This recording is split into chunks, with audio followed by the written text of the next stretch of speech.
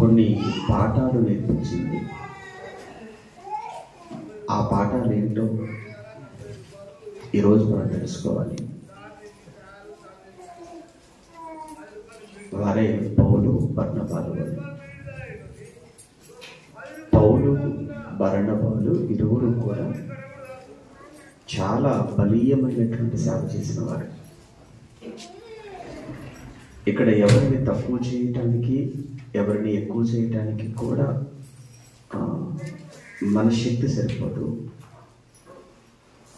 ఇద్దరు కూడా వారి వారి పరిధిలో వారు చేయగలిగినంత గొప్ప సేవ దేవుని కోసం చేశారు. కానీ కొన్ని పరిస్థితుల మధ్య వారిరువురు మధ్య ఒక తీవ్రమైనటువంటి వివాదం వచ్చింది. ఆ వివాదం తర్వాత ఏం జరిగింది, ఆ వివాదం తర్వాత జరిగిన పరిణామాలేంటి, అవి మనకు కావాలి. ఆ వివాదంలో కూడా వారు ఈ రోజున్న సేవకులకు, ఈ రోజున్న విశ్వాసులకు ఆ వివాదం ద్వారా కూడా ఒక చక్కని పాఠాన్ని వారు నేర్పించారు. వివాదం కూడా ఆ పాఠంగా ఉందా అంటే అవును. ముందు అసలు పౌలు బర్నబాల గురించి కొన్ని మాటలు మనం చూద్దాము. ముందు పౌలు బర్నబాలలో ఎవరు ముందు సేవలోకి వచ్చారు, లేదంటే ఎవరు ముందు ప్రభువులోకి వచ్చారు?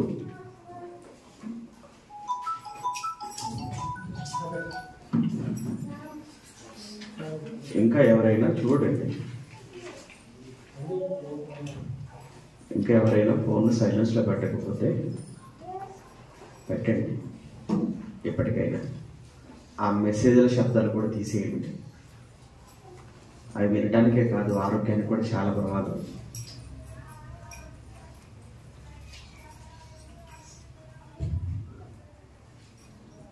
బర్నబా గురించి మాట్లాడుతున్నప్పుడు ముందు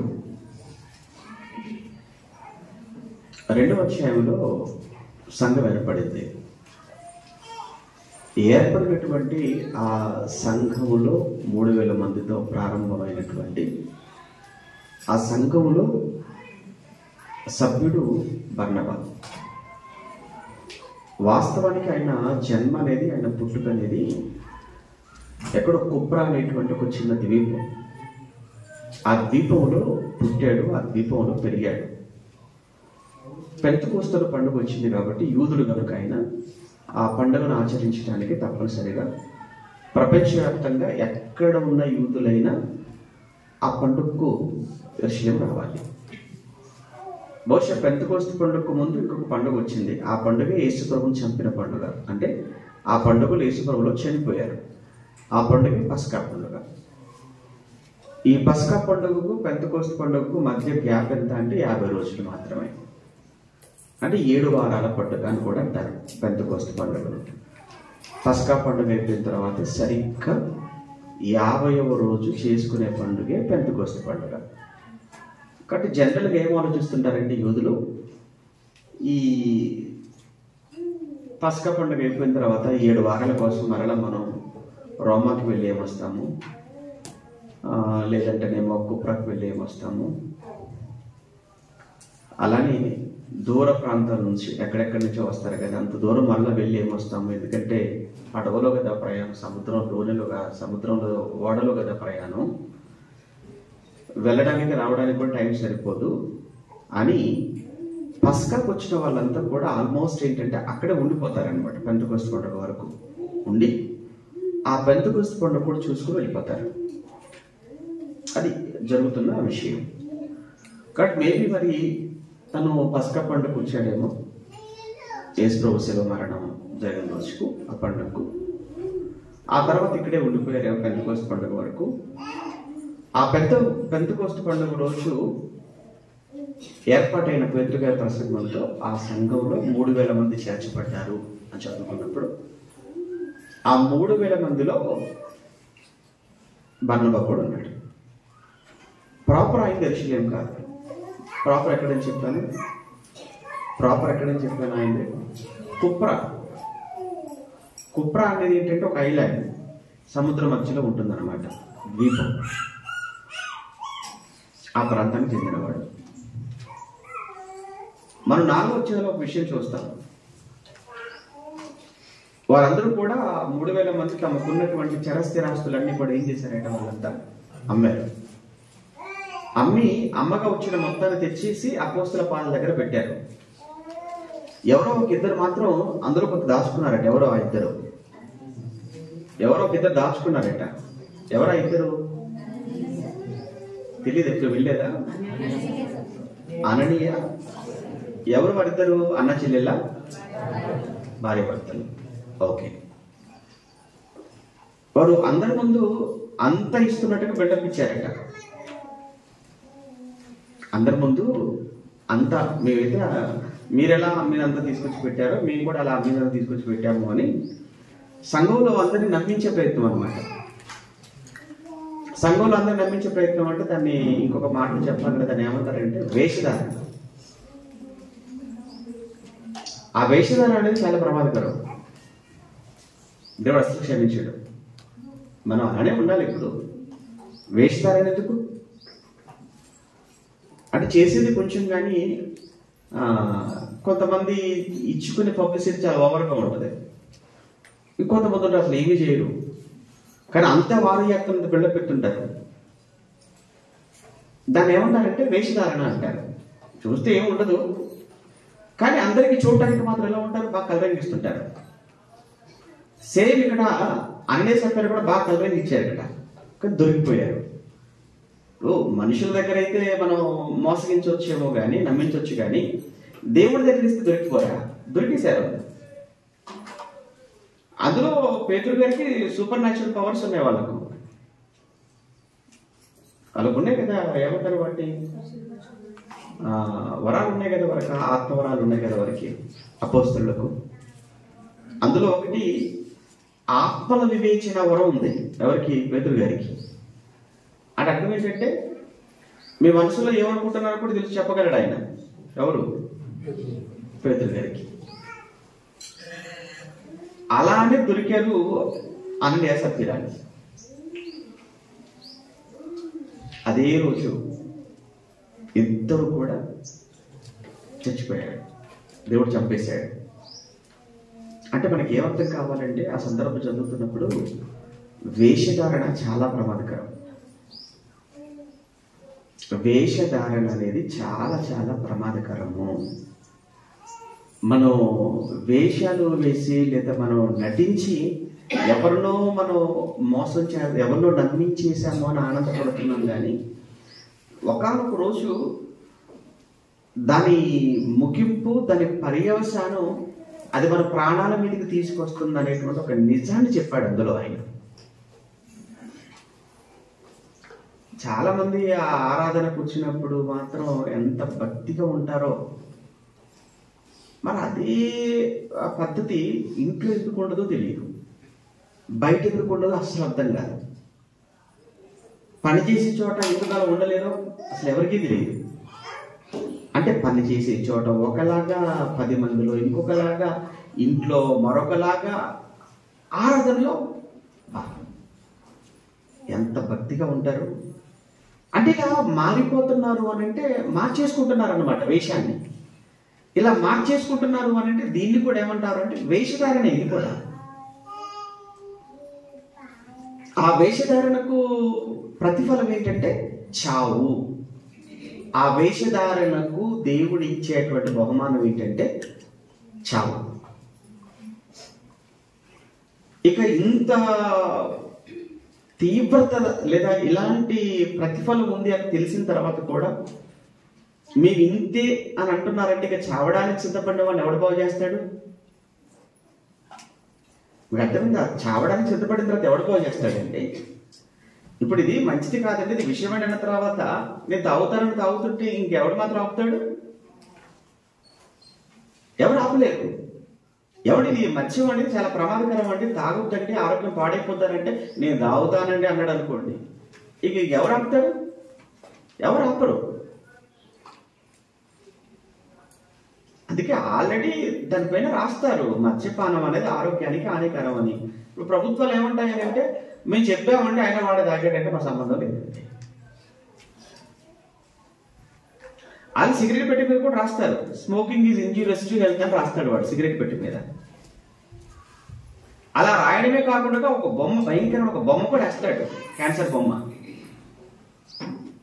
అది చూసిన వాడికి ఎవరికి దాన్ని కొనాలనిపించదు, కొన్న దాన్ని తాగాలనిపించదు. ఇప్పుడు ప్రభుత్వం తప్ప అంటే ప్రభుత్వం ఏమంటే తెలుసా, సింపుల్ గా ఇగో ఇది ఆరోగ్యానికి ప్రమాదకరం అని మేము చెప్పాము, ఆయన వాడే అనుకుంటాడు.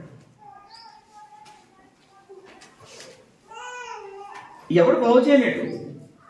వేషధారణ అనేది కూడా చాలా ప్రమాదం అని దేవుడు చెప్పిన తర్వాత కూడా నేను ఇలానే ఉంటాను అని అన్నావు అనుకో, నిన్నెవడు బాగు చేస్తాడు? ఇక ఎవరు బాగు చేయలేరు. అంటే అందరూ అమ్మగా వచ్చిన మొత్తాన్ని తీసుకుని వచ్చి అక్కడ పెట్టారు. ఇప్పుడు కొందరు దాచుకుంటారు, నీదే కానీ దాచుకున్నానని చెప్పొచ్చు. కానీ దాచుకున్నది పక్కన పెట్టేసి అక్కడికి వచ్చేసి లేదంటే నేను ఇంతకీ అమ్మేశానంటే మోసమే కదా అది. ఇప్పుడు ఇంత ఇవ్వాలని ఏం అనలేదు, అసలు అమ్మాలని రూల్ ఏం పెట్టలేదు. పోనీ అమ్మినా అంతా తీసుకొచ్చి ఇవ్వాలనే రూల్ కూడా ఏమీ లేదు. కానీ అందరూ అమ్మగా అంతా తెచ్చి పెడుతున్నప్పుడు మనం ఎందుకు, మనం ఏం చేద్దామంటే కొంత దాచేసి అందరిలాగానే మనం కూడా అంత ఇచ్చేసామని చెప్దామని అని ఇద్దరు అనుకున్నారు. కానీ బర్నబా గురించి మనం మాట్లాడుతున్నప్పుడు బర్నబా అలాంటి వాడు కాదు ఆయన. విచిత్రం ఏంటంటే ఆయనకు భూములన్నీ కూడా వాళ్ళ సొంత ఊరులో ఉన్నాయి. సొంత ఊరు ఏ ఊరు అని చెప్పాను? ఏ ఊరు? శుద్ధిపేట కాదు, ఏ ఊరు? ఎవరిది? బర్నబా గారిది. ఆయనది కుప్రా అనేటువంటి ద్వీపం. ఆయన అక్కడికి వెళ్ళేసి అక్కడ ఆయనకున్న భూములన్నీ అమ్మేశాడు.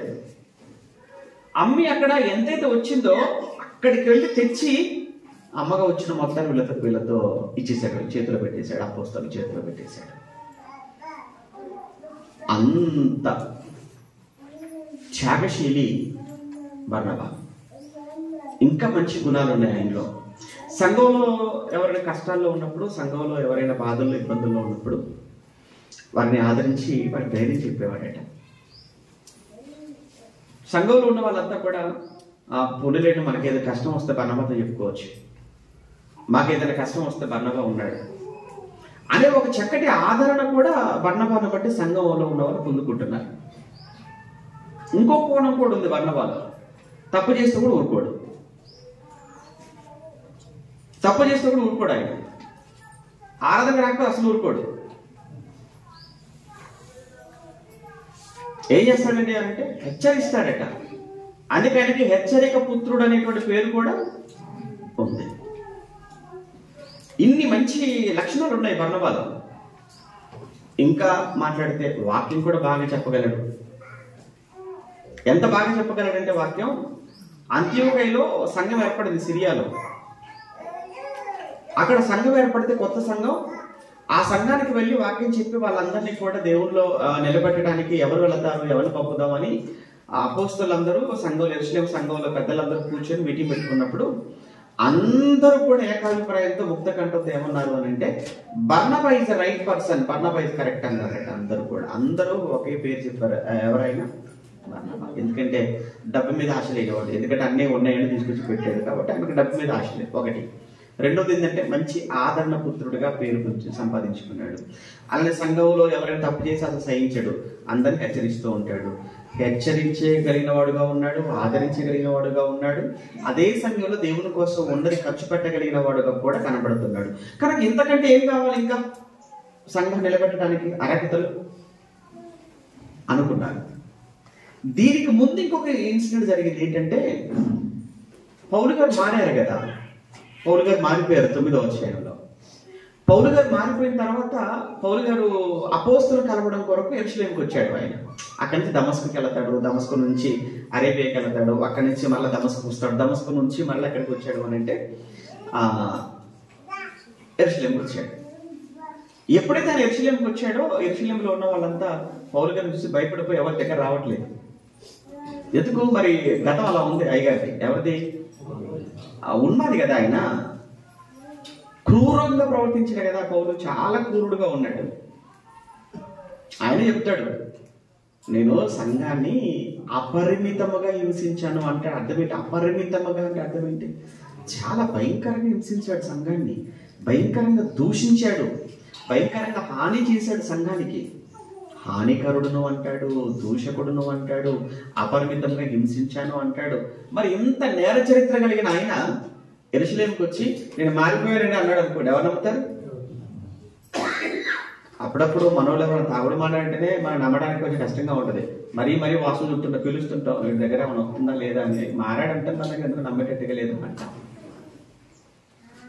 పోనీ వాడి గతంలో సిగరెట్ అలవాటు ఉండేది, మా అనుకున్నాడట అని అంటే అబ్బాయి అసలు నమ్మేది ఎందుకైనా మంచిదని నువ్వు కొంచెం కనిపెడతా ఉండి అంటాం. మనం నమ్మకం కలగదు మనకు. అలాంటిదే హత్యలు చేసేవాడు, దూషించేవాడు, దౌడలు చేసేవాడు మారిపోయాడంటే అంత ఈజీగా నమ్ముతారా? ఎవరి దగ్గరకు రానివ్వడం లేదు పౌలు గారిని. ఆ సమయంలో పౌలు గారిని నమ్మిన వ్యక్తి, పౌలు గారిని చేరదీసిన వ్యక్తి, అపోస్తలుల దగ్గరికి తీసుకెళ్లి పరిచయం చేసిన వ్యక్తి ఎవరంటే బర్నబా. ఓకేనా? ఇక్కడే ఉన్నాం, బర్నబా గారి దగ్గరనే ఆగుతున్నాం మనం. రైట్. అప్పుడు మరలా యెరూషలేములో బాగా కుట్ర ఎక్కువైపోయింది పౌలు గారి మీద. మారాడు కదా మరి. నువ్వు ఆ మతంలో ఉన్నంత వరకు బాయి మతం నుంచి బయటకు వచ్చావనుకో ఇండియా పాకిస్తాన్ అంతే. ఇక్కడ కూడా అంతే కదండి. మనం అందరూ ఉన్న మతంలో ఉంటే బాయి అంటాడు అంతే. అందరూ నుంచి కానీ మనం బయటకు వచ్చావనుకోండి, నువ్వు ఏమైపోతావు? నువ్వు పాకిస్తాన్ అయిపోతావు, నువ్వు అంతే. ఇక దేశద్రోహి అయిపోతావు, నువ్వు ఉగ్రవాదం అయిపోతావు వాళ్ళ దృష్టిలో అంతే. పౌలు గారు కూడా యూదా మతంలో ఉన్నంత వరకు దేశభక్తుడు, ఎప్పుడైతే ఇప్పుడు క్రీస్తులోకి వచ్చేసాడో దేశద్రోహి ఇక్కడ. చంపాలో చూస్తున్నారు. అప్పుడు ఇక్కడ పరిస్థితులు బాగోలేవు పౌలు, కొద్ది కాలం నువ్వు దూరంగా ఉంటే మంచిది, నువ్వు ఇక్కడి నుంచి వెళ్ళిపో అని చెప్పి ఆయన అక్కడి నుంచి పంపించేశాడు. అలా పంపించే విషయంలో కూడా బర్నబా గారు ముందుంటారు. తప్పించారు ఒక రకంగా ప్రమాదం నుంచి. ఈలోపు చెప్పాను కదా అంత్యోక్య సంఘం ఏర్పడిందని. ఆ సంఘానికి పెద్దవాళ్ళంతా ఎవరు పంపుదాం అనుకున్నారు? బర్నబా. ఇప్పుడు బర్నబా గారు ఆ అంత్యోక్యకి వచ్చాడు. ఇదంతా స్టోరీ అంతా 11వ అధ్యాయానికి వచ్చేసారు. ఇప్పుడు మనం చూసారా, 2వ అధ్యాయం నుంచి ఎక్కడికి వచ్చాము? ఇప్పుడు మనం అపోస్తలుగా 2వ అధ్యాయం నుంచి 11వ అధ్యాయానికి వచ్చేసాం. ఈ 11వ అధ్యాయంలో బర్నబా గారు అంత్యోక్యలో సంఘాన్ని దగ్గరికి వచ్చాడు. ఆ సంఘాన్ని చక్కగా నడిపిస్తున్నాడు, నిలబెడుతున్నాడు, వాక్యం చెప్పి చక్కగా సంఘాన్ని ఇంకా ఇంకా ఇంకా బాగా డెవలప్ చేశాడు. సంఘం డెవలప్ అవుతున్నప్పుడు ఆయనకు ఒక ఆలోచన వచ్చింది. బాగా చూడండి, సంఘం డెవలప్ అవుతున్నప్పుడు బర్నబాకు ఒక ఆలోచన వచ్చింది. ఏంటంటే, సంఘం బాగా డెవలప్ అవుతుంది కదా, సంఘం బాగా ఎదుగుతుంది కదా, ఏం చేద్దాము? ఇంత ఎదుగుతున్నటువంటి ఈ సంఘానికి నేను ఒక్కడనే కాకుండా ఇంకా నాతో పాటు పౌలు కూడా ఉంటే బాగుండు కదా అని ఆలోచించాడు ఆయన. సహజంగా సంఘం ఎదగనప్పుడు ఆలోచిస్తారు ఎవరైనా కానీ, ఏంటి నేను ఎంత కష్టపడుతున్నాను, ఎవరు రావట్లేదు, పలాన్ని తీసుకొచ్చి బాగుండు, 12,000 తీసుకొచ్చి బాగుండు అని ఆలోచిస్తుంటారు సంఘం అంతటా. కానీ బర్నబా రివర్స్ లో ఉన్నాడు ఆయన. ఈయన సంఘాన్ని బాగానే డెవలప్ చేస్తున్నాడు. కానీ సంఘం డెవలప్ అవుతున్నప్పటికీ కూడా ఆయన ఏం ఆలోచించాడంటే, సంఘం ఇంత డెవలప్ అవుతుంది కదా, ఈ సంఘంలో కానీ పౌలు వస్తే ఇంకా ఈ సంఘం ఎంత బాగుంటుంది అంటే, సహకారం, సేవకుడికి మరొక సేవకుడి సహకారం ఎప్పుడూ అవసరమే. సంఘం బలహీనపడినప్పుడు అవసరమే, సంఘం బలపడుతున్నప్పుడు కూడా అవసరమే. అంతే తప్ప నేనే ఇంకా అంతే హోల్ అండ్ సోల్, ఇంకా నేనే ఏమంటారు ఇంకా మోనార్క్, ఆ టైపులో మోనార్కిజం అనేది ఉండకూడదు. నేనే అనేటువంటి అసలు ఎప్పుడు ఉండకూడదు. నా అవసరత మీకుంటుంది, మీ అవసరత నాకుంటుంది అన్నట్లుగానే ఉండాలి సేవకులకు ఎప్పుడు కూడా. బర్నబా గారు ఆ విషయంలో మనకు చక్కటి ఆయన మాదిరిగా ఉంటాడు. అప్పుడు ఆలోచించి పౌలు వస్తే సంఘం ఇంకా బాగుంటుంది. ఇంకొకటి ఏంటంటే, నాకంటే కూడా పౌలు బాగా చెప్పగలరు. ఆ విషయం తెలుసు బర్నబాకు, నాకంటే కూడా పౌలు బాగా చెప్పగలరు. సహజంగా ఎప్పుడు కూడా మనం ఆలోచిస్తామంటే, మనకంటే బాగున్నారు అని అంటే ఎక్కడో మనసులో ఒక రకమైనటువంటి ఒక జెలసీ ఉంటుంది మనకు. ఎప్పుడు కూడా ఈయన నాకంటే బాగా మాట్లాడతాడు, ఏ సేవకుడు ఇంకో సేవకుడు చెప్పడం మీరు విన్నారా చెబుతాం? ఎప్పుడు కూడా ఏం చెప్తా తెలుసా అండి, నేనే తూపునండి అంటారు ఎవరైనా, నేనే తురుమునండి అంటారు, ఎవడైనా నా కాళ్ళ దగ్గరికి రావాలండి అంటారు, ఎవడైనా నా దగ్గర నేర్చుకోవాలంటారే తప్ప నేను పలానా దగ్గర నేర్చుకున్నా. అసలు ఆ మాటలు మాట్లాడతారు ఎవరైనా? అది అది ఎప్పుడైతే మనలో ఉండదో, ఎప్పుడైతే దాన్ని మనం పోగొట్టుకుంటామో అక్కడి నుంచి మన ఎదుగుదల అనేది స్టాప్ అయిపోతుంది. ఇక దేవుడు కూడా జ్ఞానం ఇక్కడ.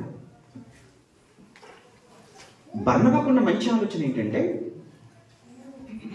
పౌలు వస్తే బాగుంటుంది, సంఘం ఎదగటం నాకు ముఖ్యం అంతే. ఇక్కడ నేను ఎదగటం నేను ఎదగటం, సంఘం ఎదగటం ముఖ్యం. ఇక్కడ అది పాయింట్. ఆయన పౌలు రావాలి. మరి పౌలు రావాలంటే ఫోన్ చేద్దామంటేనేమో ఫోన్ లేదు, మరి ఉత్తరం రాద్దామంటే ఉత్తరం రాసే పరిస్థితి లేదు.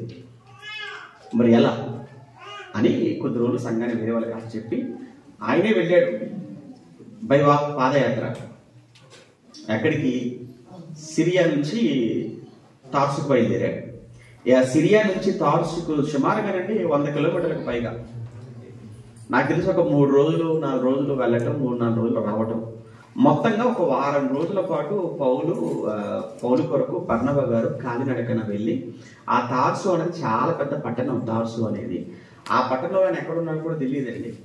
అప్పుడప్పుడు మనకు లొకేషన్ పెడితే కూడా సరిగ్గా మనం వెళ్ళలేము, అది ఎటు తీసుకెళ్ళిపోతాడు. మనం హుబ్లీకి వెళ్ళాము కారులో, ఇక రావడానికి ముందు లొకేషన్ పెట్టారు. హుబ్లీ వరకే వెళ్ళాం, కానీ ఆ లొకేషన్ చేరుకోవడానికి 1/2 గంట 30 గంట అక్కడక్కడ దాని చుట్టూ తిరిగాము. ఒక 19లోకి వెళ్ళినట్టుగా అయిపోయింది అనమాట. బయటికి రాలేని పరిస్థితి అయిపోయింది కారులో.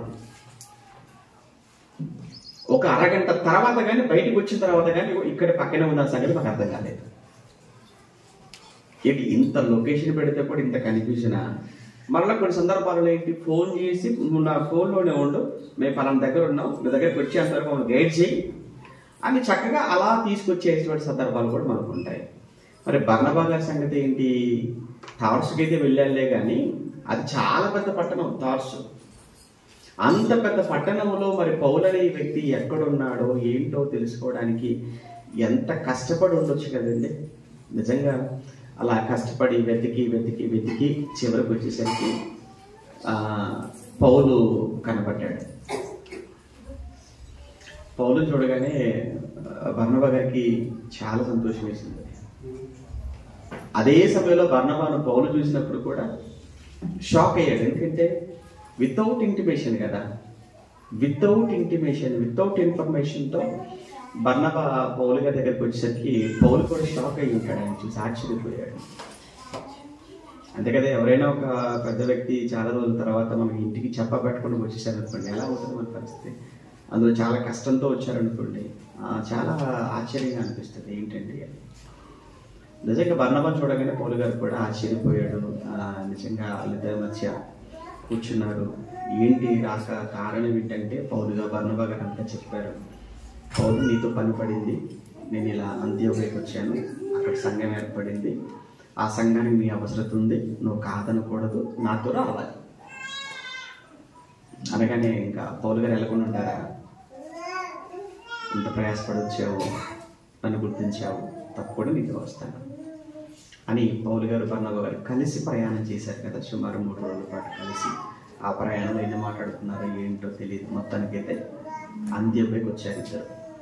వచ్చి సుమారు 1 సంవత్సరం పాటు కలిసి పనిచేశారు. ఒక్క బర్నబా ఉంటేనే సంఘం బాగా ఎదిగిందని మనం చదువుకుంటాం. ఇద్దరు కలిస్తే ఆ సంఘం అంత్యోదయ సంఘం ఇంకెంతగా ఎదిగి ఉంటుందో మీరు ఊహించండి. ఇంకొక గొప్ప ఘనత ఏంటంటే వారికి మొట్టమొదట అసలు క్రైస్తవులుగా పిలువబడింది కూడా వారేనట. మనం 11:28 చదువుకుంటాం, అంతియోకయలో ఉన్న శిష్యులు మొట్టమొదట క్రైస్తవులు అనబడ్డారు అని. తరువాత మనం వారిద్దరూ 1 సంవత్సరం పాటు కలిసి పనిచేసిన తర్వాత పరిశుద్ధాత్మ దేవుడు ఆ సంఘంలో ప్రవక్తలుగా పెద్దలుగా ఉన్నటువంటి వారితో మాట్లాడి, పౌలును బర్నబాను ఇరువురిని కూడా నా సేవ కొరకు, నా పరిచర్య కొరకు ప్రత్యేకపరచండి అని వారిరువురిని కూడా పరిశుద్ధాత్మ దేవుడు సపరేట్ చేసుకుంటాడు, పౌలు బర్నబాలు. అప్పుడు పౌలు బర్నబాలు ఇరువురు కూడా సువార్త కొరకు మొదటి ప్రయాణం చేస్తారు. ఆ మొదటి ప్రయాణం అంతా కూడా గలతీ ప్రాంతాల్లో జరుగుతుంది. ఆ మొదటి ప్రయాణంలోనే పౌలు గారిని ఒకానొక సమయంలో లుస్త్రా వెళ్ళినప్పుడు రాళ్ళతో కొడతారు ఆయన.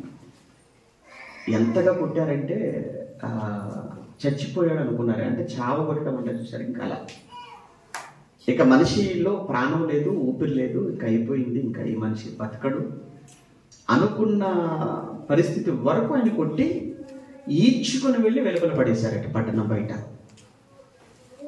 అది ఎప్పుడు స్పృహ వచ్చిందో, ఎప్పుడు మెలకు వచ్చిందో, చుట్టూ ఉన్నటువంటి బర్నబా గారు కానీ ఇంకా ఆయన వారితో పాటు ఎవరైనా వెళ్ళి ఉంటే మొత్తానికి వాళ్ళందరి సహకారంతో పౌలు గారిని ఎలాగో ఒక రకంగా బతికించేసుకున్నారు. తెల్లవారు మరల వెంటనే స్వార్థకి వెళ్ళిపోయాడు పౌలు గారు. మరల వెంటనే అంటాడు, అక్కడ వెంటనే మళ్ళీ స్వార్థకి వెళ్ళిపోయాడు. అలా మొత్తానికి మొదటి ప్రయాణంలో చాలా ప్రాంతాలకు వెళ్ళారు, చాలా చోట్ల సంఘాలు ఏర్పాటు చేశారు, పెద్దలను నియమించారు, తిరిగి అంత్యోక్యకి వచ్చారు. వీళ్ళు తిరిగి అంత్యోక్యకి వచ్చే సమయంలో ఈ గ్యాప్ ఉంది కదా, సుమారు 3 సంవత్సరాలు కదా వీళ్ళు సువార్త కోసం వెళ్తారు. 3 సంవత్సరాలు మళ్ళీ రాలేదు. ఈ 3 సంవత్సరాలలో అంత్యోక్య సంఘంలో వీళ్ళు వచ్చేటప్పటికి ఒక గలిబిలి ప్రారంభమైంది. ఇప్పుడు ప్రస్తుతానికి యూట్యూబ్లో ఒక గలిబిలి నడుస్తుంది కదా, త్రిత్వం మీద ఏమంటే ఈశ్వరు పుట్టాడా లేకపోతే ఆయన ముందు నుంచి ఉన్నాడా అని ఏమన్నా యూట్యూబ్ ఆన్ చేస్తే అయ్యే కనబడుతుంటాయి మనకి మొత్తం కూడా. ఇప్పుడు ఒక రకమైన ఒక పెద్ద ఆర్గ్యుమెంట్, ఒక పెద్ద చర్చ, ఒక డిబేట్స్, వీళ్ళు వాళ్ళని ఛాలెంజ్ చేయటం, వాళ్ళు వీళ్ళని ఛాలెంజ్ చేయటం, మొత్తానికి నువ్వెంత అంటే నువ్వెంత, అసలు నీకేం తెలియదండి, అసలు నీకేమీ తెలియదు, అంత మాకే తెలుసని ఎవరికి వాళ్ళుగా డబ్బాలు కొట్టుకుంటున్నారు. ఇప్పుడు ప్రజెంట్ ట్రెండ్ అదే ఇప్పుడు నడిచేది. అంటే మనకు కూడా కొంచెం ఆ టైప్ అంటే నేను వింటాను తప్ప ఇంత ప్రశాంతంగా వాక్యం చెప్పి మీరు వింటారా? అంతే కదండి. ఇప్పుడు మేము ఒక వీడియో, మంచి వీడియో పెట్టామనుకోండి, వాక్యం టైటిల్ పెట్టి మీరు అది చూడరు కదా. అక్కడ ఒక 2 ఫోటోలు ఉంటే ఆడి ఛాలెంజ్ చేస్తుంటే ఏం చేస్తుంటాడు అదే ఒక చేస్తాం తప్ప ఒకరి ఫోటోతో వాక్యం పెడితే మీరు చూడండి. మీరు ఏ ఛానల్లోకి వెళ్ళి ఎవరి ప్రసంగాలు మీరు చూడండి, వాళ్ళు వాక్యం చెప్పిన ప్రసంగాలకేమో 100 మంది 1000 మంది చూస్తే ఛాలెంజ్ చేసినటువంటి వీడియోలు మాత్రం వేలలో లక్షలు చూస్తారు.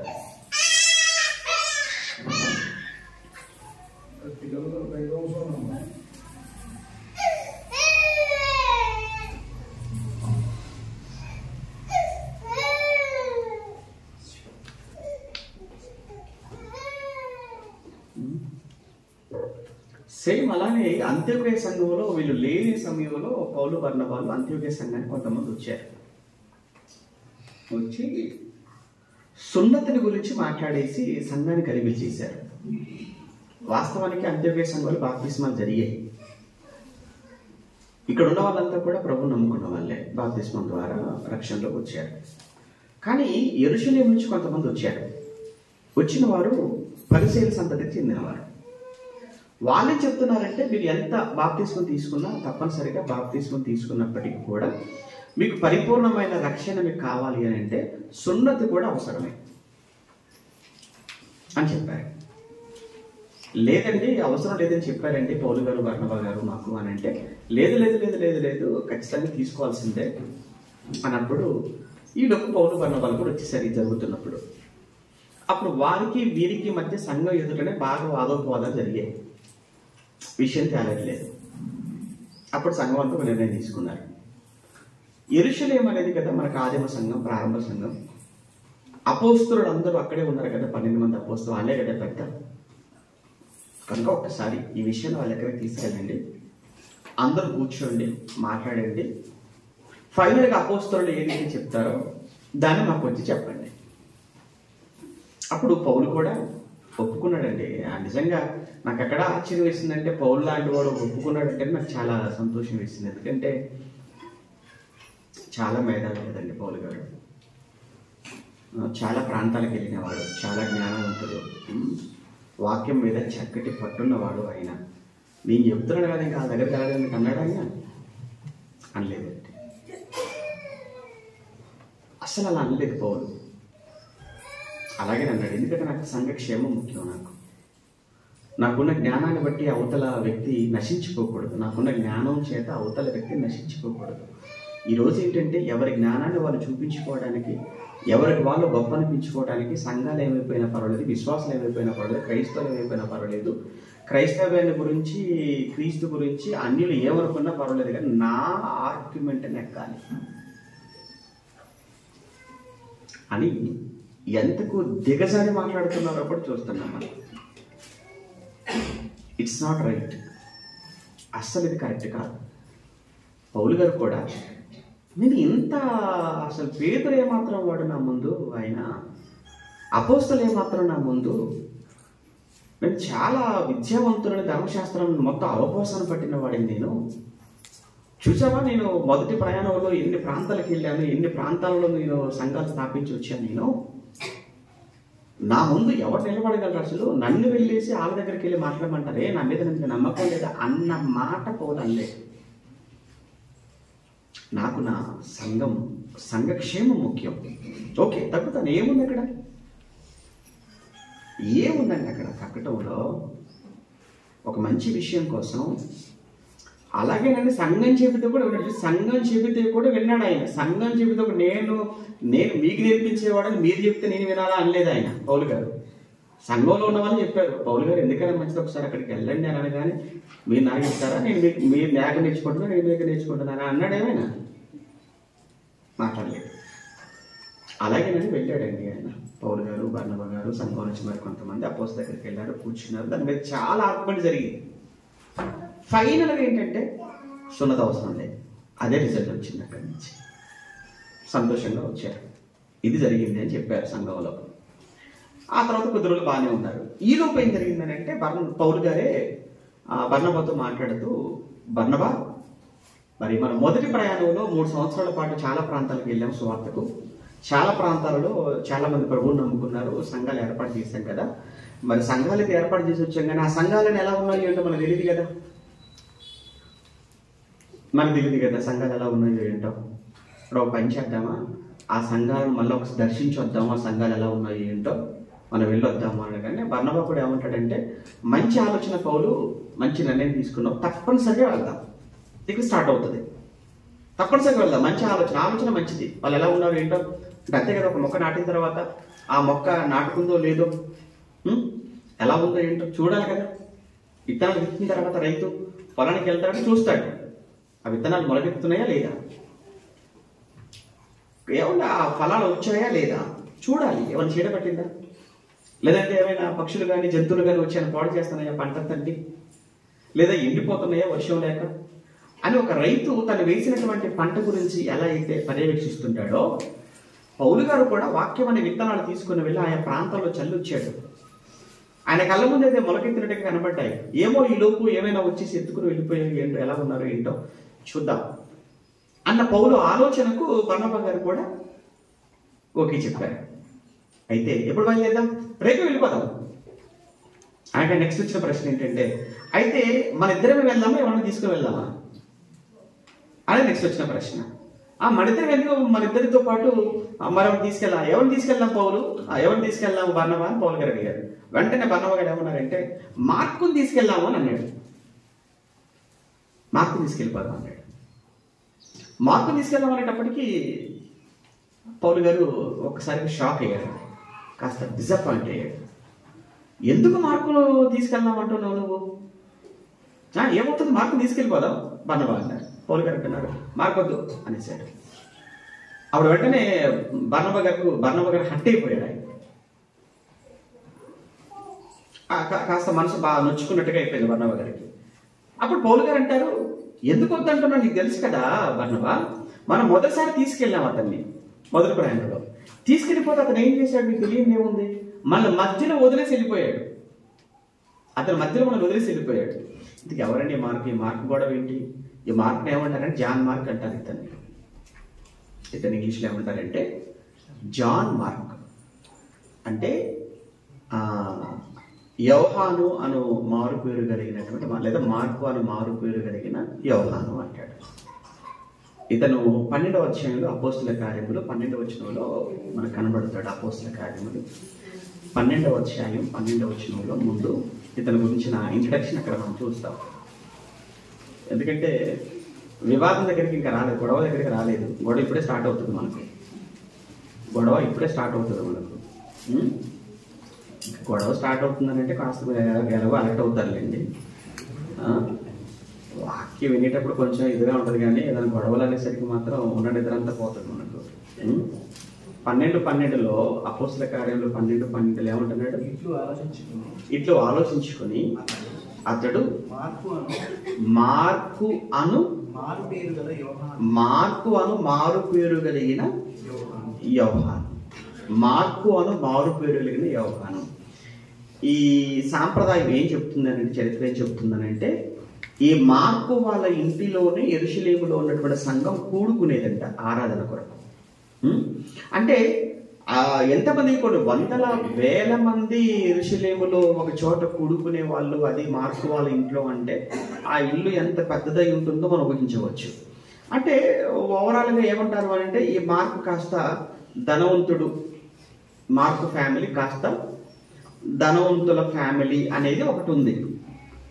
బహుశా ఇక ధనవంతుల ఫ్యామిలీ అని అంటే ఇక్కడ మనకి ఏం అర్థం అవుతుంది అని అంటే, ఆ ధనవంతుల కుటుంబంలో పుట్టాడు కనుక, ధనవంతుల కుటుంబంలో పెరిగిన వాడు కనుక కాస్త కష్టం అనేది ఓర్చుకోవడం అంత ఇబ్బంది కదండి. ఇప్పుడు మీలో బెడ్రూమ్కి వెళ్తే ఏసీ, హాల్లోకి వస్తే ఏసీ, వంటగదిలోకి వెళ్తే ఏసీ ఉన్నవాళ్ళు ఉన్నారు అనుకోండి. ఇప్పుడు ఇక్కడ ఫ్యాన్ దగ్గర కూర్చోబెడితే మీరు కూర్చుంటారా?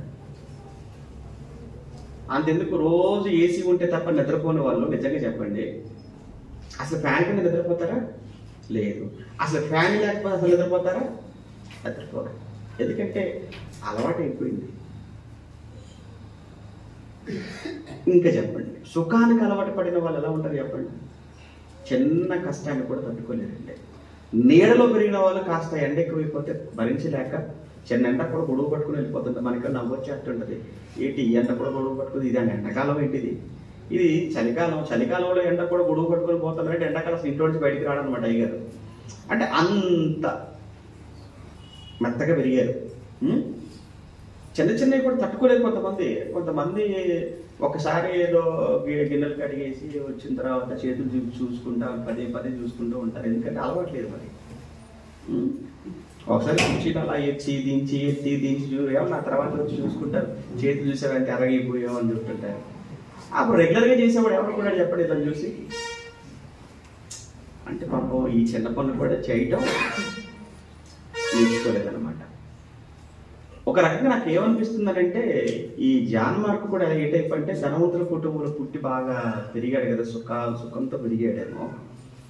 మరి పౌలు గారితో బర్నబా గారితో ప్రయాణం అంటే మరి మామూలుగా ఉండదు. అప్పుడప్పుడు కొంతమంది మా ప్రయాణాలు చూసి కూడా చాలా భయపడిపోతుంటారు.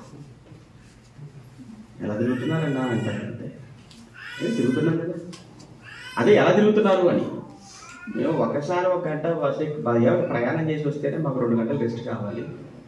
అలాంటి కంటిన్యూగా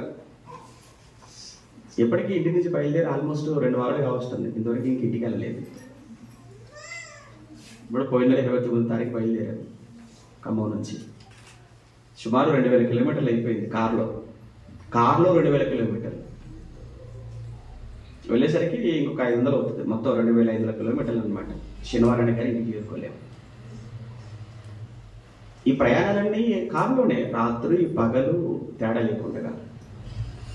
సర్లే పోనీలేండి, దేవుడు కాస్త ఇప్పుడున్నటువంటి ఈ కాలానికి తగినట్టుగా కారు ఉంది. మరి పౌలు బర్నబాల కాలానికి కారు కాదు కదా, ఏంటి ప్రయాణం? ఓడ. ఇక ఓడ ప్రయాణం అంటే ఓడ ఎక్కామంటే దిగామంటే ఇక దేవుడికి స్తోత్రం చెప్పాలి అంతే. ఎందుకంటే ఈ మధ్యలో ఏమైపోయినా చెప్పలేము, దేవుని స్మరించుకోవటమే. ఒకనొక సమయంలో ఆర్టీసీ బస్సులు కూడా అలానే ఉండేవి. ఆర్టీసీ బస్సు ఎక్కగానేనంటే ఎదురుగా బోర్డు పెట్టేవారు. ఒకవైపు హైందవులది, ఒకవైపు మధ్యలో యేసుప్రభువును పెట్టి పక్కన ముస్లింలు పెట్టేసి దేవుణ్ణి స్మరించుకోండి అని పెట్టేవాడు డ్రైవర్ వెనకాల. అప్పటి నా చిన్నతనంలో ఉండే, మీరు కూడా చూసే ఉండొచ్చు చాలా కాలం క్రితం వరకు కూడా ఏంటంటే దేవుణ్ణి స్మరించుకోండి బస్సు దిగేంత వరకు. చెప్పలేము, బస్సు సరిగ్గా అప్పుడు పక్కనే వెళ్ళిపోవచ్చు, లేదా ఎదురు వచ్చేదాన్ని కొట్టచ్చు, లేదా పల్టీ అయినా పడిపోవచ్చు. చెప్పలేమన్నమాట అది. మరి ఒకప్పుడు ఓడలో ప్రయాణం అని అంటే అది చాలా రిస్క్. అది అలానే టెక్నాలజీ ఏమైనా ఉందంటే ఆ కాలంలో లేదు కదా, షిప్లో కూడా. పోనీ ఇక పౌలు గారితో వెళ్ళారు అని అంటే పౌలు గారిని ఎక్కడ పడితే ఏమండి ఎక్కడైనా ఉండిపోవాల్సింది అంతే తప్ప లాడ్జ్ దిగాలి, లాడ్జ్లో ఏసీ ఉండాలి, ఈ అన్నీ నడవ. అప్పుడు ఎక్కడక్కడ పడుకోవాల్సిందే. మొత్తానికి మరి ఏంటో తెలియదు కానీ ఈ జాన్ మార్క్ గారు ఏంటంటే మధ్యలో వెళ్ళిపోయాడు, సడన్గా వెళ్ళిపోయాడట. ఈ ప్రయాణంలో కొంత దూరం వెళ్ళిన తర్వాత ఎక్కడున్నప్పుడు వెళ్ళిపోయారట. 13వ చూడండి ఒకసారి. ఈ ప్రయాణంలో, సువార్త ప్రయాణంలో మధ్యలో 13వ అధ్యాయంలో 13వ వచనం, 13 గుర్తుపెట్టుకోండి. 13 తర్వాత పౌలును అతనితో కూడా ఉన్నవారును ఓడ ఎక్కి పాపు నుండి బయలుదేరి పంపూలియాలో ఉన్న పెరిగేకి వచ్చింది. అచ్చట యోహాను వారిని విడిచిపెట్టి యెరూషలేమునకు అయిపోలే కదా సార్ సువార్త ప్రయాణం, ఎందుకు వెళ్ళారు మధ్యలో?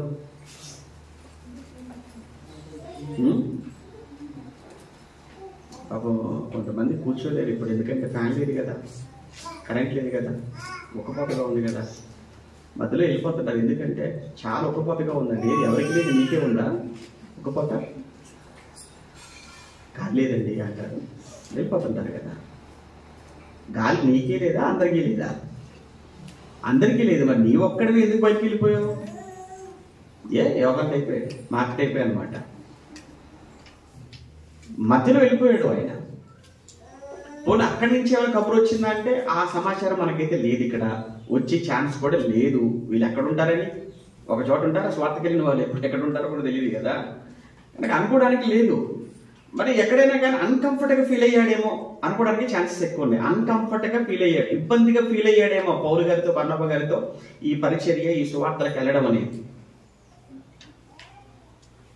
మాతో కూడా వస్తుంటారు, మధ్య మధ్యలో డ్రాప్ అయిపోతుంటారు. చివరి వరకు ఎవడైతే ఉంటాడో ఆడే, అంతే కదండి. మీకు తెలుసు కదా, ఏదో కుర్చీలాట ఆడుతుంటారు, చివరి వరకు ఎవరుంటారు వాళ్ళే వినేనట్టు, మధ్య మధ్యలో వెళ్ళిపోతుంటారు అంతే, ఇంకా ఆడలేక ఓడిపోయి. ఇది కూడా అంతే, పరుగు పందెమే. సువార్త అనేది కూడా ఏంటంటే ఇది కూడా పరుగు పందెం అనగా లేదా ఆత్మీయ పరుగు పందెం కదా ఇది. మధ్య మధ్యలో పడిపోతుంటారు, ట్రై ఉంటారు, పోటీ నుంచి తప్పుకుంటూ ఉంటారు, ఆరోగ్యాలు బాగోలేవంటారు, ఆర్థిక పరిస్థితులు బాగోలేవంటారు. ఏది ఏమైనా అన్ని తట్టుకొని చివరి వరకు ఉన్నవాడికి కిరీటం అన్నాడు. అంతే. ఆ కిరీటాన్ని పొందుకున్నంత కాస్త ఓర్పు అవసరం, సహనం అవసరం. ఏదైనా వదిలేయాలి. ఇక్కడ మనం మార్పు గురించి ఆలోచిస్తున్నప్పుడు మాత్రం ఆయన మధ్యలో వదిలేసి వెళ్ళిపోయాడు. ఇప్పుడు బర్నబా గారు వచ్చేసి మళ్ళీ మార్పు పేరే చెప్పాడు. మార్పు పేరు ఎప్పుడైతే చెప్పాడు పౌలు గారు కోపం వచ్చేసింది. ఎందుకు? ఇప్పుడు ఇది ఇంత కష్టపడి ఖర్చు పెట్టి మనం తీసుకుని వెళ్ళిపోయాము, మధ్యలో వదిలేసి వెళ్ళిపోయాడు. ఆ తర్వాత అతను చేయవలసిన పని మనం ఎందుకు తీసుకెళ్ళాము? మనకేదో మనం సువార్తకెళ్ళి వచ్చేసరికి ఏదో ఒడ్డు పెడతాడు, ఏమంటారు, మనకు భోజనం సిద్ధం చేస్తాడు, మనకు బట్టలు సిద్ధం చేసి పెడతాడు, పడక సిద్ధం చేసి పెడతాడు, మనకు నీళ్లు తీసుకొచ్చి పెడతాడు, ఏదో మనకు ఉపచారం చేస్తాడనే కదా. ఇప్పుడు ఆ మనిషి మధ్యలో వదిలేసి వెళ్ళిపోయేసరికి మార్క్ అనే వ్యక్తి, ఇప్పుడు మన సువార్త కూడా ఇంకా ఎక్కువగా మనం చేయలేకపోయాం. ఎందుకు? మన సువార్త చేసి వచ్చి మళ్ళీ వండుకొని తినాలి అని అంటే, నీళ్లు చూసుకోవాలి అని అంటే, పడక చూసుకోవాలి అని అంటే, ఇవన్నీ కూడా మనకి ఎంత కష్టం అయిపోయి తన మధ్యలో వదిలేసి వెళ్ళిపోవటం వలన. అదేదో వేరే వాళ్ళు తీసుకొస్తే ఉండేవాళ్ళు, ఇంకా కొంచెం ఎక్కువ మందికి వాక్యం చెప్పేవాళ్ళం కదా అనేది ఆయన ఇంటెన్షన్ పౌలు గారి. మరి బర్నబా గారి విషయం, బర్నబా గారు ఎందుకు అంత పట్టుబడుతున్నాడు? ఇక్కడ ఇంకో కారణం కూడా ఉంది. ఏంటంటే ఈ మార్క్ అనే వ్యక్తి అంట బర్నబా గారికి బంధువు అంట. ఇది ఒకటి ఉంటుంది తనపోటు. కొలసి పత్రికలో 4లో చెప్తాడు. కొలసి పత్రిక 4వ అధ్యాయంలో, కొలసి పత్రిక 4వ అధ్యాయం 10వ వచనం, నాతో కూడా చెరలో ఉన్న అరిస్తార్కును బర్నబాకు సమీప జ్ఞాతి, సమీప బంధువైన మార్కు అని చూసారా. బర్నబా గారికి చాలా దగ్గర బంధువు అట. బహుశా మరి దగ్గరి బంధువు అని ఏమైనా బర్నబా గారు రికమెండ్ చేశాడంటారా? అలానే మొదటిసారి తీసుకెళ్ళినప్పుడు మాత్రం పౌలు గారికి తెలియదా బంధువు అని? తెలుసు. అయినా తీసుకెళ్ళాడు అంటే బంధుత్వాన్ని బట్టి కాదు కానీ అక్కడ చూసింది అతను చేయగలడా లేదా అన్నది చూశాడు. పౌలు గారు కూడా తీసుకెళ్ళాడు, మొదటిసారి తీసుకెళ్ళాడు. కానీ రెండోసారి ఎందుకు వద్దంటున్నాడు అంటే మొదటిసారి అనుభవాన్ని బట్టి పౌలు గారు రెండోసారి వద్దన్నాడు. ఇప్పుడు పౌలు గారి వాదన తప్పు కాదు, వద్దు అని చెప్పడం పౌలు గారు తప్పే ఉన్నదా? లేదు. రైట్, వినండి. ఇప్పుడు బర్నబా గారు కూడా వాదిస్తున్నాడు పౌలు గారితో. పౌలు గారు బర్నబా గారి వాదన ఎలా ఉంటుంది ఆ టైంలో? ఇక్కడ అయినా లేవు కానీ మనం అనుకుందాం. బర్నబా గారు ఏమనంటారు అంటే, అవును పౌలుని కాదంటం లేదు, అదే అసలే అప్పుడేదో వెళ్ళిపోయాడు కానీ చాలా కాలం అయిపోయింది కదా. రెండోది ఏంటంటే తనే వచ్చేసారి అలా వెళ్ళని అంటున్నాడు, ఒక్కసారి నాకు అవకాశం ఇవ్వండి అంటున్నాడు. అవకాశం ఇచ్చి చూద్దాం. ఇప్పుడు ఇంకొక అవకాశం ఇచ్చి చూద్దాము అనేది బర్నబా గారి వాదన. మారిపోయాడు, అవకాశం ఇద్దాం అనేది. ఇతని వాదన ఏంటంటే ఇతను కూడా రైట్, నిజమే కదండి పౌలు గారు, కొంచెం మీరే పెద్ద పని చేసుకుని ఇవ్వచ్చు కదా ఇంకొక అవకాశం అని బర్నబా గారు ఆ వాదన ఏంటంటే నిజమే, మనకు కూడా కాస్త బర్నబా గారిది రైట్ అన్నట్టుగా అనిపిస్తుంది. ఇంకొకటి కూడా ఉంది ఇక్కడ. నాకు తెలిసి అనుకోవటం బర్నబా గారు ఇంకా ఏమైనా పాయింట్స్ లేవనెత్తాడు అంటే పౌలు గారితో మాట్లాడేటప్పుడు ఒప్పించడానికి, ఇదిగో ఒకసారి దావీదు తప్పు చేశాడు లేదా? తప్పు చేశాడు. తప్పు చేసిన దేవుడు తనకు అవకాశం ఇచ్చాడా? క్షమించమని పశ్చాత్తాపడడం దేవుడు అవకాశం ఇచ్చాడా? అంటే దావీదు అంతటి రాజు తప్పు చేసి పశ్చాత్తాపడి అవకాశాన్ని అడిగితే ఇచ్చాడు కదా. ఇప్పుడు ఇతను కూడా తప్పే చేశాడు, మధ్యలో వదిలిపెట్టి వెళ్ళిపోవడం, క్షమాపణ అడుగుతున్నాడు కదా, తీసుకెళ్ళిపోదాం. పోనీ దావీదు విషయం కాసేపు పక్కన పెడితే యోనా గురించి కూడా మనకు తెలుసు కదా. యోనాను దేవుడు నినేవికి వెళ్ళమంటే తర్షీషుకి వెళ్ళాడు. దేవుడు మరలా అతన్ని బతికించుకొని సరే పనిష్మెంట్ ఇచ్చినా మళ్ళా అతను తీసుకెళ్లి దేవుడు మళ్ళీ అతనికి అవకాశం ఇచ్చాడా లేదా? ఇచ్చాడు. ఇప్పుడు మనకేమనిపిస్తుందంటే నిజమండి పౌలు గారు మీరు తీసుకెళ్ళొచ్చండి, తప్పేం కాదండి అంటే అనిపిస్తుంది. దానికి పౌలు గారు మళ్ళీ కౌంటర్ మాట్లాడుతున్నాడు. పౌలు గారు కూడా ఏమంటున్నాడు తెలుసా? ఒకసారి నాగటి మీద చేయి వేసిన తర్వాత వెనకైతే తీసుకువచ్చా బర్నబా? యేసుప్రభువు ఏం చెప్పాడు అని పౌలు గారు అంటున్నారు. ఇక వాక్యం తెలిసిన వీళ్ళిద్దరి మధ్య మనం ఏం చెప్తాం చెప్పండి న్యాయం? మనలాంటి వాళ్ళం ఇప్పుడు ఎవరి వాదన విన్నా మనకి ఏమనిపిస్తుంది? రైట్ అనిపిస్తుంది. ఇప్పుడు యూట్యూబ్లో కూడా మనకి ఏమనిపిస్తుంది? వాళ్ళది విని వీళ్ళది విని అంతా రైట్ అన్నట్టుగా అనిపిస్తుంది కదా. ఏం చెప్తాం సామాన్యులుగా? ఇప్పుడు ఏదైనా చెప్తే పెద్దవాళ్ళగా మీ చెప్పాలి. ఇప్పుడు మీరే వింటున్నప్పుడు మీకేమైనా ఆయన చెప్పింది రైట్ ఉందని ఏం చెప్పింది రైట్ ఉందని మాకేం అర్థం కావట్లేదు. అప్పుడు నువ్వేం చేయాలని చూడటం మానేయాలి, నువ్వు వినటం మానేయాలి. అప్పుడు నీకు ప్రశాంతంగా ఉంటుంది. కాస్త ఏం తీర్చుకోలేవు కదా.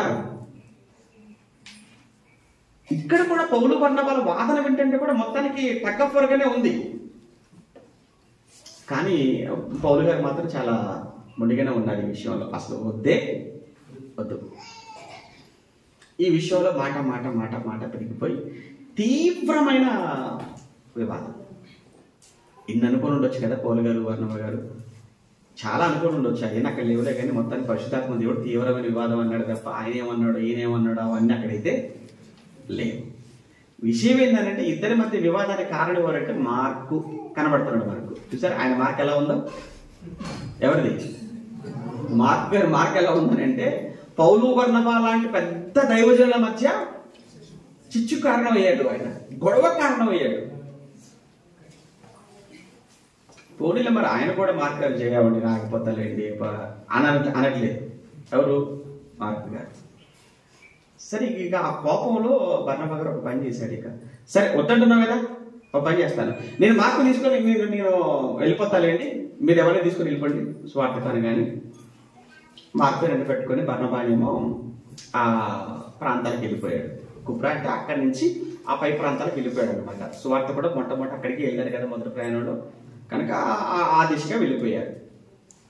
బర్నబా పౌలు గారు వచ్చేసేమో మరి నేను కూడా ఎవరిని తీసుకెళ్ళాడు కదా నాకు తోడు. కానీ శీలను మళ్ళీ యెరూషలేము నుంచి శీలను కబురు పెట్టి శీలను తప్పించుకొని శీలను వెంట పెట్టుకుని స్వార్థకి వెళ్ళిపోయారు. ఇదండి మొత్తానికి పౌలుకి బర్నబాకు మధ్య వివాదం. ఇదంతా ఎక్కడుందంటారా? 11:20 ఎక్కడుంది? 11వ అధ్యాయంలో ఉంటుంది ఇదంతా.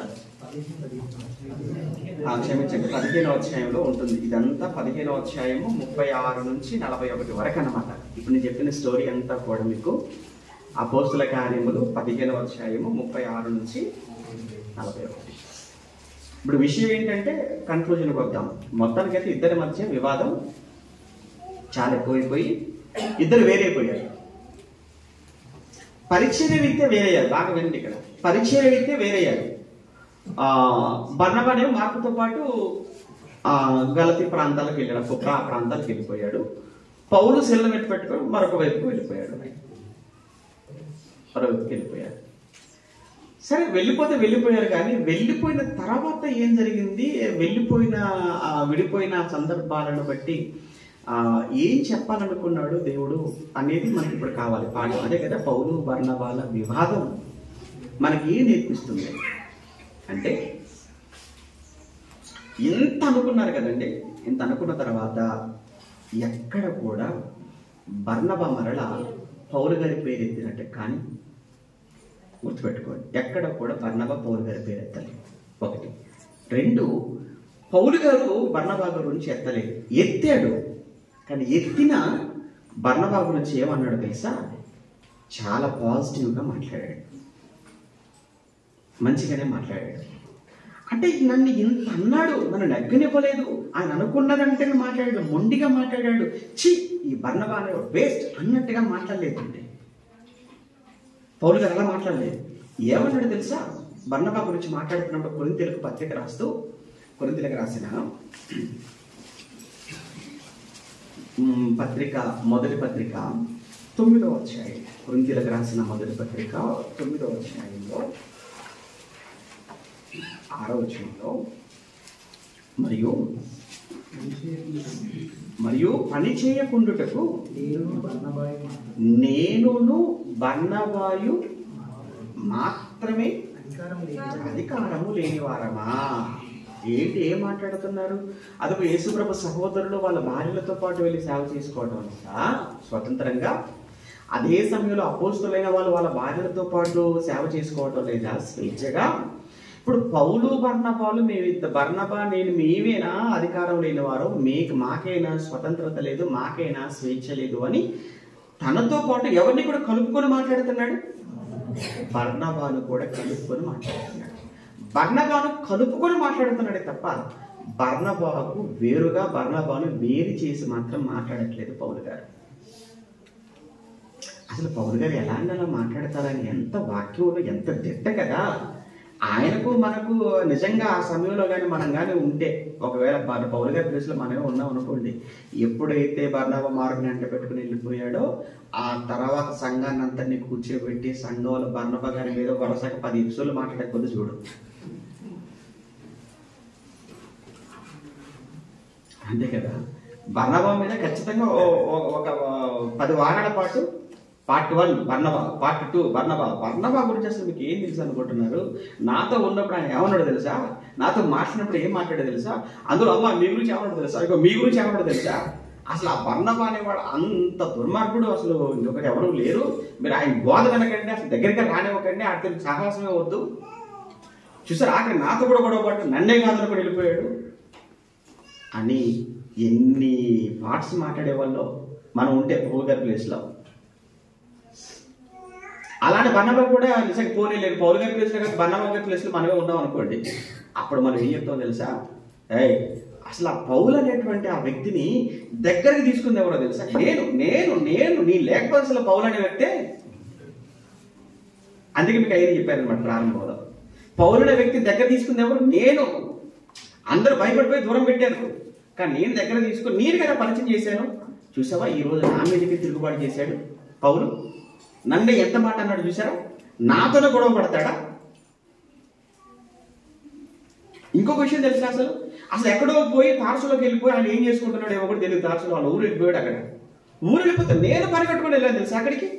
నేను పని కొట్టుకుని వెళ్ళి నేను పిలుచుకొని వచ్చి నేను సంఘాన్ని అప్పచెప్పి మరలా సువార్తకి వెళ్ళినప్పుడు అందరూ కూడా పౌలు ముఖ్య ప్రసంగి కూడా అన్నారు. ఎందుకు పౌలు ముఖ్య ప్రసంగి కూడా అన్నాడు తెలుసా? నేనే పౌలు, నువ్వు నాకంటే బాగా మాట్లాడతావు, నువ్వు నా వెనక మాట్లాడతావు, ముందు నేనే మాట్లాడతానని చెప్పి ఆయన ఎంకరేజ్ చేసిందే నేను అసలు. అలాంటిది ఈరోజు చూసావా, నా మాటకు విలువ లేకుండా చేశాడు ఈ పౌలు అనేవాడు. ఇంత ద్రోహిని మీరు ఎందుకు రాడుతారో సంఘాలకు అని బర్నబా గారు కూడా పౌలు గారి మీద పౌలు గారు 1, పౌలు గారు 2, పౌలు గారు 3 అని ఆయన 10 ఎపిసోడ్లు మాట్లాడేవాడు. అవన్నీ విన్న తర్వాత మనం జుట్టు పిక్కునే వాళ్ళం. మనం పౌలు గారి రైటా, బర్నబాది రైటా, ఎవరిది రైటు, ఎవరి వాదన ఏంటి అని మనకు అర్థం కాకపోయేది. వాళ్ళు మనలా చేయడానికి మనలాంటి వాళ్ళు కాదు. మనలా చేయటానికి మనలాంటి వాళ్ళు కాదండి. వాళ్ళు చాలా జ్ఞానవంతులండి దేవునిలో, వాక్యంలో. అందుకే పౌలు గారు బర్నబా కోసం ఎక్కడ కూడా మాట్లాడలేదు. ఇక్కడ మాట్లాడుతున్నాడు. మాట్లాడుతూ ఏమని తెలుసా? కలుపుకొని మాట్లాడుతున్నాడు. అలానే అక్కడ సువార్త కొరకు వేరయ్యారు తప్ప ఆ తర్వాత వాళ్ళ మధ్య ద్వేషాలు అలానే ఉన్నాయి, పగలు అలానే ఉన్నాయి, కక్షలు అలానే ఉన్నాయి, ఒకరి మీద ఒకరు ప్రసంగాలు చేసుకున్నారు అని చెప్పడానికి ఒక్క ఆధారం లేదు. ఒకవేళ అలా చేస్తుంటే వాళ్ళు మనకి చెప్పేది ఏముంది? ఇక ఒకవేళ వాళ్ళు అలా చేస్తుంటే వాళ్ళు మనకి ఏం చెప్తారు? వాళ్ళు మనకి ఏం నేర్పిస్తారు? ఇంకో గొప్ప సంగతి ఏంటంటే, బర్నబా మార్కుని తీసుకుని వెళ్ళాడు. మార్కుని తీసుకుని వెళ్ళినప్పటికీ కూడా బర్నబా మార్కుతో ఒకటే చెప్పాడు, అరే మార్కు, నిజంగానే పౌలు గారి మాటల్లో నిజం ఉందరా? ఎందుకంటే నువ్వు అలా చేసావు కదా మరి ఆ రోజు. నువ్వు చేసిన దాన్ని బట్టే పౌలు గారికి నీ మీద నమ్మకం లేక అలా అన్నాడు రా, కానీ ఇప్పుడు ఏం చేయాలో తెలుసా, నువ్వు నాతో వచ్చావు కదా, నాతో ఉన్న ఈ కాలంలో నువ్వు అన్నిటికీ అలవాటు పడాలి, నువ్వు పరిచర్య బాగా నేర్చుకోవాలి అని బర్నబా మార్కును పరిచర్యలో బాగా తోమేసి బాగా నలిపేశాడు బర్నబా. ఇంకొకటి కూడా చెప్తున్నాను రా మార్కు, నువ్వు ఎప్పటికైనా కానీ నువ్వు ఎలా అయిపోవాలి అంటే మళ్ళా నిన్ను చూసి పౌలు నిన్ను కావాలని కోరుకోవాలిరా నిన్ను అని చెప్పాడు. అలా చేశాడు. అంతేగాని ఒరే ఇంకెప్పుడు కూడా పౌలు పేరు ఎత్తొద్దురా నా దగ్గర, నువ్వు ఇగో మన సపరేట్ అయిపోయి మన సంఘం పెట్టేద్దాం, ఆడికి ఆడికి తెలుసా, మనకు తెలియదు అసలు మనల్ని బట్టి ఆడిదిగాడు రా. కాబట్టి మనం పౌలుకి వ్యతిరేకంగా మన వాళ్ళు ఎవరైతే ఉన్నారో అందరూ సపరేట్ చేసేసి మనం మూడు పెట్టేద్దాం. ఎలా పెంచలేదండి బర్నబా మార్కును. పౌలన్న మాటల్లో నిజమంటారా, నువ్వు తప్పు చేసావు, దాన్ని సరి చేసుకో, నువ్వు ఈ రోజు నుంచి నాతో పాటు వస్తున్నావు కదా, బాగా నలకొడతాను, నిన్ను బాగా నలకొడతాను అన్నాడు. అలాగే అన్నాడు, నలకొట్టేశాడు, బాగా నలిపేసి బాగా నేర్పించేశాడు పరిచర్య బర్నబా మార్కుకు. నువ్వు ఏ రోజుకైనా మనం అక్కడికి వెళ్ళాలి తెలుసా, ఏ రోజు నువ్వు ఎక్కడికి వెళ్ళాలి తెలుసా, మళ్ళీ పౌలు గారి దగ్గరికి వెళ్ళిపోవాలి నువ్వు. నిజంగా మార్కు బాగా ఎదిగాడండి. బాగా ఎదిగిన తర్వాత మార్కు గురించి తెలుసుకున్నటువంటి పౌలు మళ్ళీ మార్కు గురించి ఏమంటున్నాడో ఒక్కసారి కొలసీ పత్రిక చూద్దాం. అక్కడ కొలసీ పత్రిక 4వ అధ్యాయం, కొలసీ పత్రిక 4వ అధ్యాయం అదే 10-11 వచనాలలో, కొలసీ పత్రిక 4వ అధ్యాయము 10-11 వచనాలలో ఏమంటున్నాడు ఒకసారి. కొలసీ పత్రిక 4వ అధ్యాయము 10-11 వచనాలలో ఏమంటున్నా, నాతో కూడా చెరలో ఉన్న అరిస్తార్కును బర్నబాకు సమీపంలో జ్ఞాతి అయిన మార్కును మీకు వందనములు చెప్పుచున్నారు. ఈ మార్కుల గురించి మీరు ఒకప్పుడు ఆజ్ఞలు పొందితిరి, ఇతడు ఇప్పుడు మీ యొద్దకు వస్తే అతన్ని మీరు ఏం చేయండి. చూసారా, అసలు వద్దు అన్న పౌలు ఇప్పుడు అదే పౌలు ఏమంటుందో తెలుసా, అతను చేర్చుకోండి అని మార్కు గురించి రికమెండ్ చేస్తున్నాడు ఆయనే. ఏమయ్యా ఆయన గురించే కదా పౌలు బర్నబాలు మీ ఇద్దరు గొడవ పడ్డారు అని అంటే అదే అప్పుడు. కానీ ఇప్పుడు మార్కులో చాలా మార్పు వచ్చేసింది.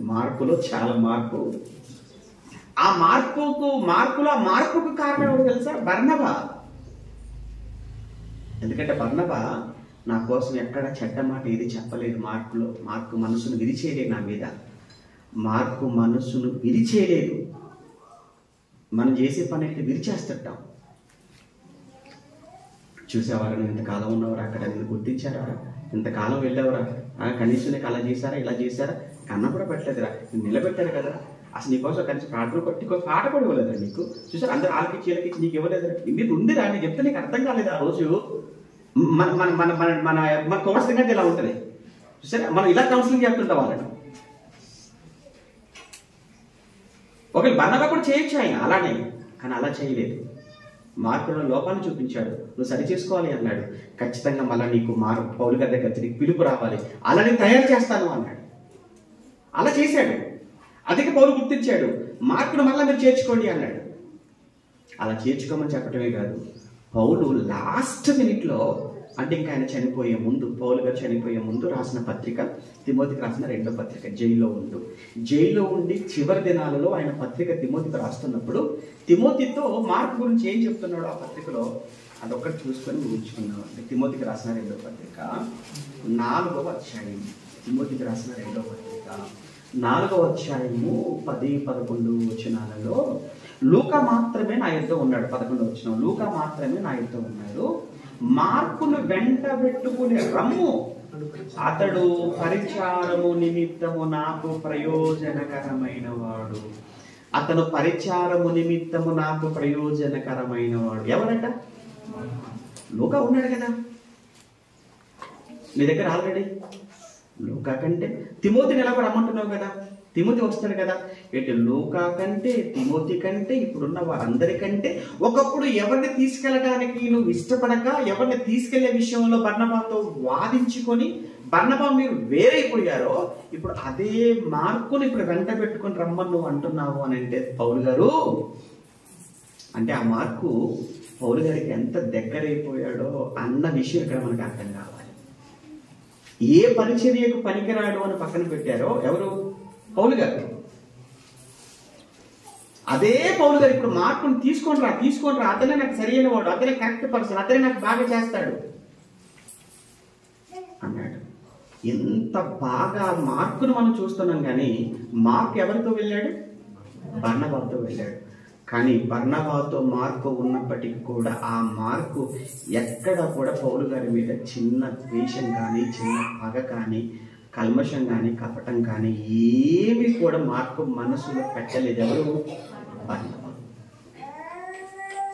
వివాదం ఆ క్షణం వరకే, అది కూడా ఒక విషయంలో తప్ప. వ్యక్తిగతంగా నాకు పౌలు గారికి ఏం లేదు, వదిలేశారు అక్కడే. అయినా పౌలు గారు వాక్యం రాస్తున్నాడు కదా, కోపడండి, ఆ కోపం కూడా సూర్యుడు అస్తమించే వరకే తప్ప తర్వాత మళ్ళీ మీ కోపం ఉండకూడదు అని చెప్పిన ఆయన బర్నబా గారి మీద కోపంతో ఉన్నాడు కూడా సంవత్సరాలు. ఆయన ఏం బోధకుడు అవుతాడండి పౌలు గారు? ఆయన మనకేం చెప్తాడండి ఆయన? అలానే బర్నబా ఎంత గొప్పవాడు. బర్నబా గురించి సత్పురుషుడు అన్న పదం ఉపయోగిస్తారు, సత్పురుషుడు అని. అంత మంచి వ్యక్తి పౌలు గారి విషయంలో పంతంతో ఉంటాడండి. అంత పంతంతో ఉన్నటువంటి ఆయన మనకు ఏ విషయంలో మాదిరి అవుతాడు బర్నబా అంటే? ఇక్కడ పౌలు బర్నబాల వివాదం నుంచి మనం నేర్చుకున్న ఒక మంచి పాఠం. ఏదో ఒక విషయాన్ని బట్టి ఆ సమయానికి వాళ్ళు వేరుగా ఉన్నా వాళ్ళ ఆలోచనలు ఎక్కడ కూడా తేడా లేదు, వాళ్ళ భావాలు దెబ్బతినలేదు. మనుషులుగా వేరయ్యారు, కానీ ఆత్మీయతను బట్టి, వాక్యాన్ని బట్టి వారి మనసులు మాత్రం ఒక్కటిగానే ఉన్నాయి తప్ప ఎక్కడ ఒకరికి ఒకరు విరోధంగా మాట్లాడిన దాఖలాలు మనకు కనిపించట్లేదు. అలాని వేరేపోవటం రైట్ అంటే వేరేపోవటం రైట్ ఏం కాదు, దాన్ని మనమే సమర్థించడం లేదు. అలాని పౌలు గారు కూడా సమర్థించలేదు. జస్ట్ ఆ సమయానికి, ఆ రోజుకు ఆయన పని మీద వెళ్ళాడు, పని మీద వెళ్ళి అతను తీసుకెళ్ళాడు, ఇతను తీసుకుని వెళ్ళిపోయాడు. కానీ వెళ్ళినప్పటికీ కూడా ఎవరి పని వాళ్ళు కంప్లీట్ చేసుకున్నారు, ఎవరి మిషన్ వాళ్ళు కంప్లీట్ చేసుకున్నప్పుడు కూడా ఎక్కడ కూడా పౌలు బర్నబా కోసం మంచిగానే మాట్లాడాడు, బర్నబా కూడా పౌలు గారి కోసం మంచిగానే మాట్లాడాడు. మంచిగానే మాట్లాడని మీరు ఎలా చెప్పగలరండి బర్నబా అని మీరు అంటే దానికి మార్కే సాక్ష్యం. ఒకవేళ బర్నబా ఎవరు పౌలు గారి కోసం మార్కును వెంట పెట్టుకుని వెళ్ళిన కాలంలో ఏవైనా 4-5 మాటలు కానీ ఒకవేళ తన మనసులో పెట్టి పాడు చేస్తుంటే ఒకటి, లేదంటే మళ్ళా మార్కును పంపించమని పౌలు గారు అడిగినప్పుడు అతను ఖచ్చితంగా పంపకుండా ఉండాలి.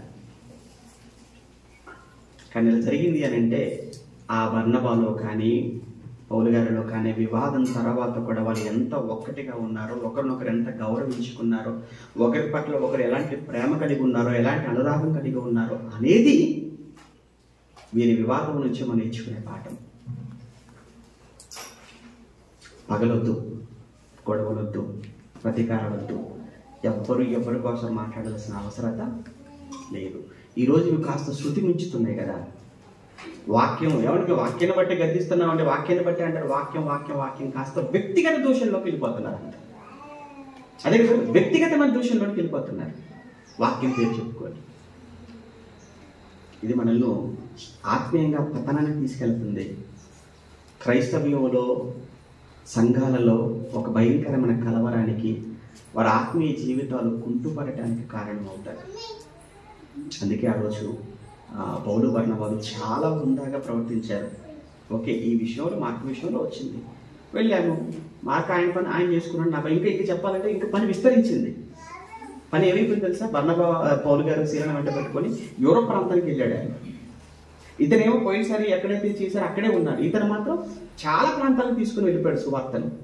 కనుక ఒక రకంగా ఏంటంటే వర్క్ స్ప్రెడ్ అయింది, కానీ వాళ్ళ మనసులో మాత్రం ఎక్కడ కల్మషం, ఎవరి మీద ఎవరి కల్మషం లేదు.